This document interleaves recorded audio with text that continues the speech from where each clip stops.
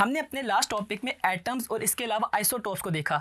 हमने देखा कि एक एटम के डिफरेंट आइसोटोप्स हो सकते हैं depending upon their atomic mass. अगर हमारे पास एटॉमिक मास वेरी कर रही होगी और एटॉमिक नंबर सेम होगा तो वो हमारे पास आइसोटोप्स कहलाएंगे। अब जो हम टॉपिक स्टार्ट करने लगे हैं वो है रेडियो एक्टिविटी। तो हम स्टार्ट करते हैं अपना next topic, natural radio activity. सबसे पहले 1896 में एक साइंटिस्ट हेनरी बैकरल ने एक्सीडेंटली यूरेनियम का क्रिस्टल डिस्कवर किया। उसने देखा कि हमारे पास यूरेनियम एक अनस्टेबल न्यूक्लियाई है, यानी कि ये कंप्लीट नहीं है इसका ऑक्टेट, या ये अनस्टेबल होने की वजह से हर टाइम कुछ ना कुछ रेडिएशंस इमिट कर रहा है। और उन रेडिएशंस को बाद में स्टडी किया गया और वो रेडिएशन हमारे पास नेचुरल रेडियो एक्टिविटी या रेडियो एक्टिविटी कहलाई। ठीक है, इसके अलावा हमारे पास नेचुरल रेडियो एक्टिविटी में हेनरी बैकरल के अलावा मैडम क्यूरी ने काम किया। मैडम क्यूरी ने दो एलिमेंट डिस्कवर किए, एक था रेडियम और एक था पोलोनियम। ये रेडियम और पोलोनियम की स्टडी ने हमारे पास रेडियो एक्टिव एलिमेंट्स की डिस्कवरी को उजागर किया और आहिस्ता आहिस्ता हमारे पास डिफरेंट रेडियो एक्टिव एलिमेंट्स आने लगे।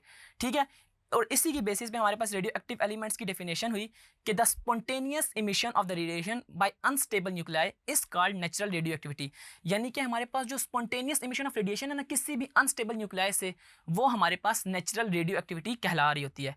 And the elements which emit such radiations are called radioactive element. और ऐसे एलिमेंट जो इस तरह की रेडिएशंस इमिट कर रहे हों वो हमारे पास रेडियो एक्टिव एलिमेंट्स कहलाएंगे। तो ये था आपके पास रेडियो एक्टिविटी और रेडियो एक्टिव एलिमेंट्स, जिसमें हमने देखा कि दो साइंटिस्ट की मेजर कंट्रीब्यूशन थी, जिसमें नंबर 1 हेनरी बैकरल और दूसरा हमारे पास मैडम क्यूरी हैं।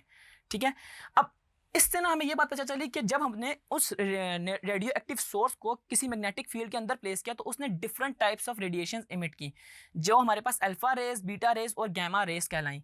अल्फा रेज और बीटा रेज जब मैग्नेटिक फील्ड के अंदर प्लेस की तो वो उन दोनों की डायरेक्शन एक दूसरे से ऑपोजिट थी, लेकिन जो हमारे पास गैमा रेज थी वो अनडिविएटेड उसके बीच में से क्रॉस कर गई, विच शोज के गैमा रेज के ऊपर कोई चार्ज नहीं, यानी कि अल्फा रेज या बीटा रेज के ऊपर कोई भी किसी भी किस्म का चार्ज अगर है भी तो वो आपस में एक दूसरे से ऑपोजिट है।